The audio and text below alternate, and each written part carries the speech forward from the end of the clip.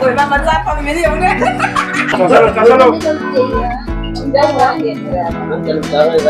Bây giờ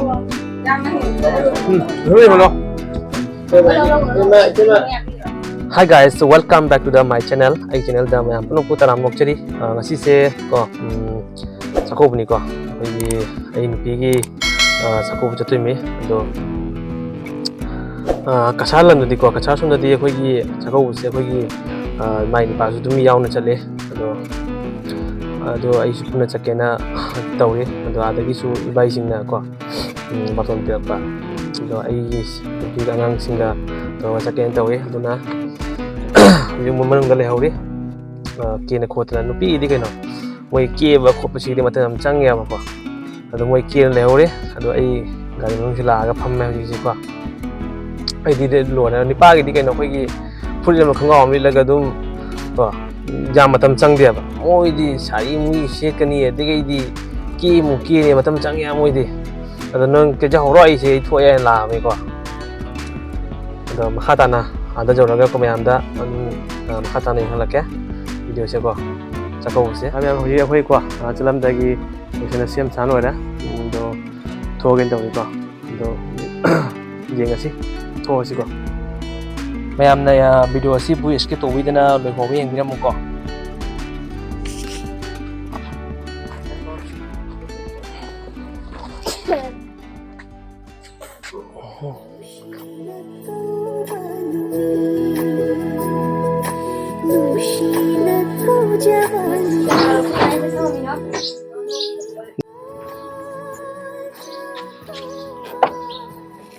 Ni pam sang pam này đó chị ạ. Ni pa tổ ni pam này đó mà mình chơi chắc này nữa ta.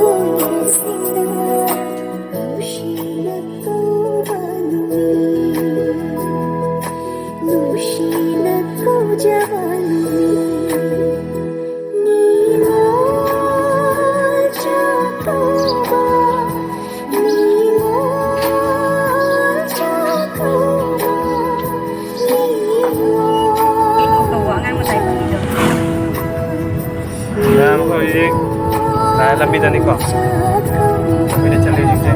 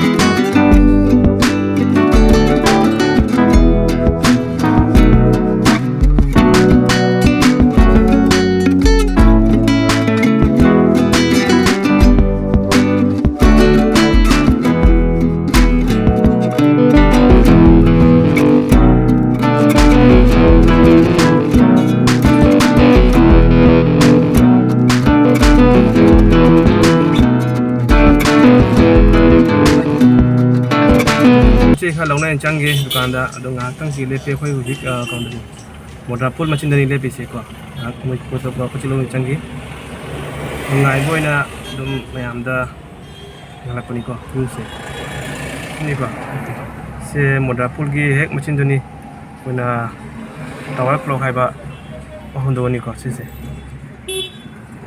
mayam ngala ka se view se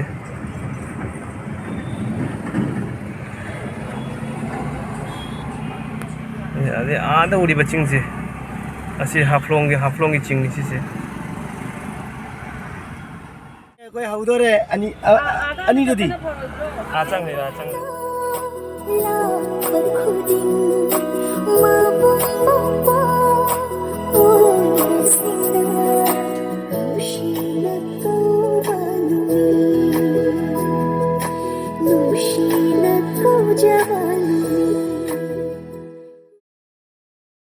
Mayam akhoi hojik yore ko yau na thung ya do bai na jin ga sem khotan tawle rame ready tawle rame sining si moi thong ne tawdi si ko local ya ni lo ka chami ga do chami dan dan kena ga tu ba kena ga tu ba ang lâu nè yo ang lâu nè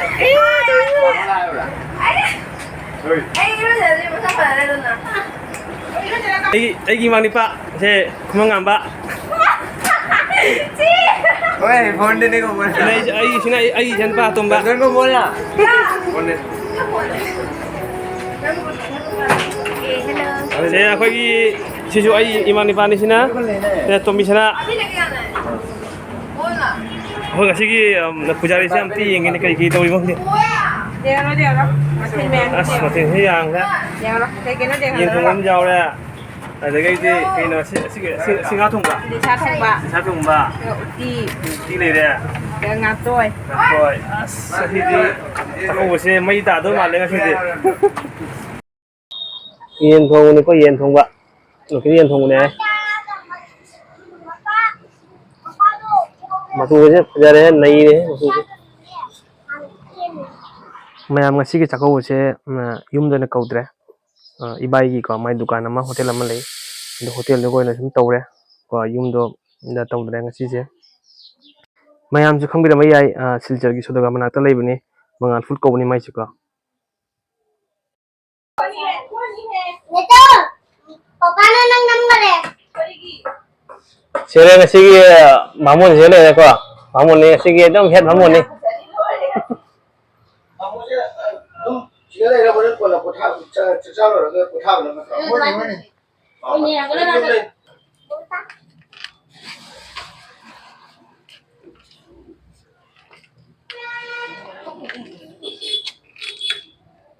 lo di lo le dai ma thang ja ya yam no su sa ba hau tab ne ba kana se bhamun ama silam me ha se hoi bai ni ko Nên tôi luôn em đi yên xin được cái này mà ba ra mông ta để gì cái đó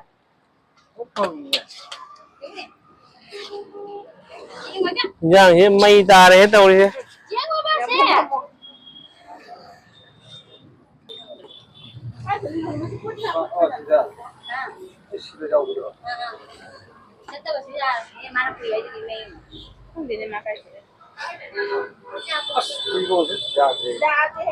이발 나 비용 이발 비용 나 다시 달라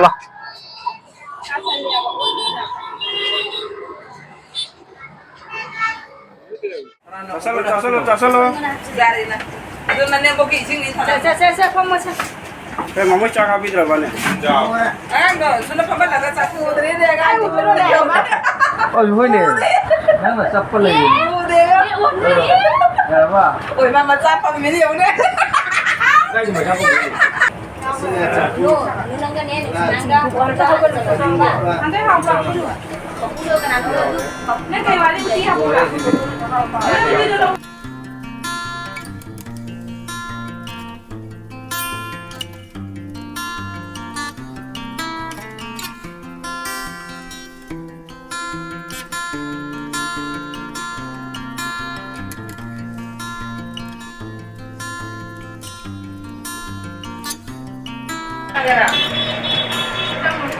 Apa tu? Tonton mi kain tu. Yang potong apa dia? Chicken lebih tonton kita.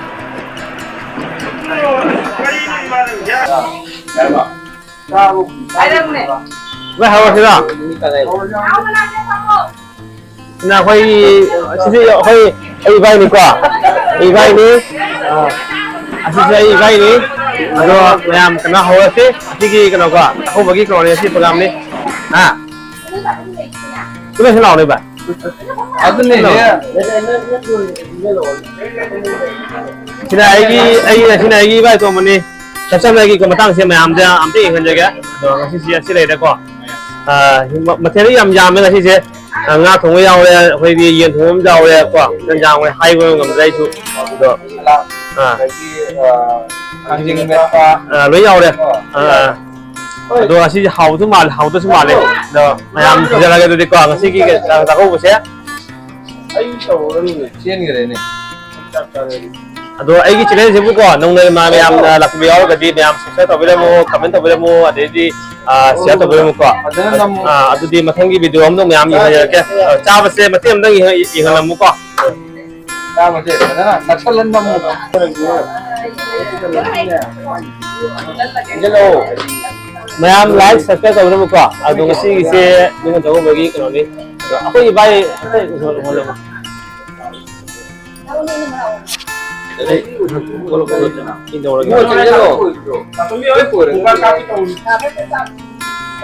Mamo bayi orang lagi kuat, nong hendak ipan jangan lupa.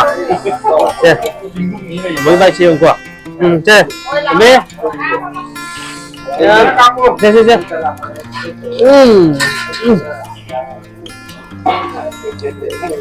Này ya. Asal dia. Yang hemai cek leh.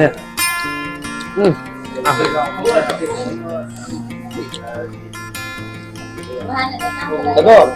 Kami dah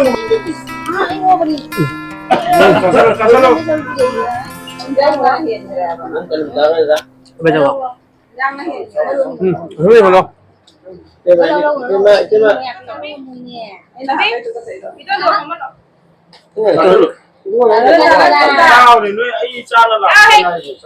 đâu lâu nè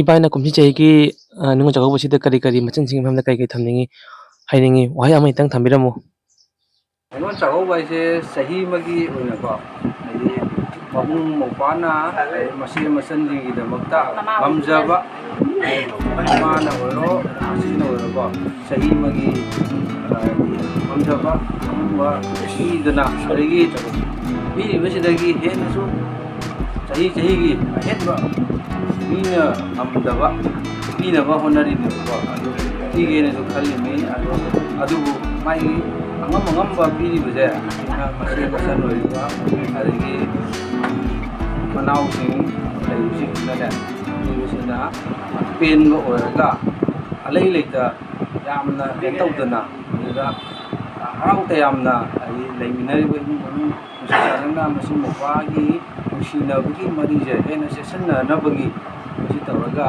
ningo chakau si maina pangthokpa ado asi jami yamde na khalaga mathang chahida amu adi henna ka tawno baina khallaga handak iduga yamna pirakte mathang chahi mane oi adu tawai khanbi ba tawdana ai angamba idu pana tiri je sarau rauna samina raga mu so kromaga sin samna bagi masigi aja harap aku ini ningon cakap bagi festival je, aku mesti apa jati dia masih pak tahun apa nanti ya, tahun, aduh mesti masih amna cakap sering apa ba, amna kaza festival lama ni masih pada memang pernah seru jam ni sih. yang besar ya, ada matang hindi koi ibai dah mula sih, dari ibai nak kari ngasi gi ningo jago bosi kari ta thamningi matang singi hamda hai pungningi wei wado nabi ram kem kai de han ba mung ta ai gi ichen che ga ichen na kani che di yaw de ai ade de koi ma hoi lai ba mayam pung ma ko yam bem sanjit aina iko ngonjari adugi matung da ina haining bese asini yamna kaya di ngang di hijadar ni adu salam hai tentang hai aina chahi amagi oiba ningon chakau basida ikpa chawba thidana aina tawjari bese matangi chahida muksu hena tawbangamba aina ichen singna nungaya phaba pina biba ase kattani ai di si haira ga edun loi sanja ya jam hajar ya Mana mama dah pernah mandi jaya. Mana mama dah akan mandi garam mandi. Tahu, tahu.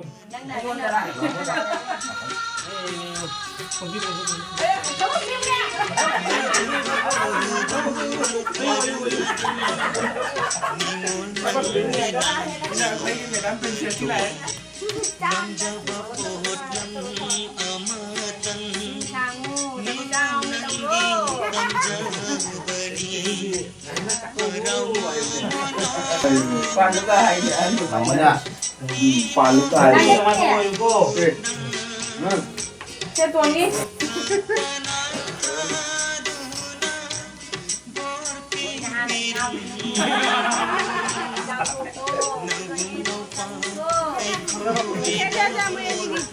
Macam jamu ini. Bibi lah. Yang kau dah main, kau dah mu. Banyak kau dah mu.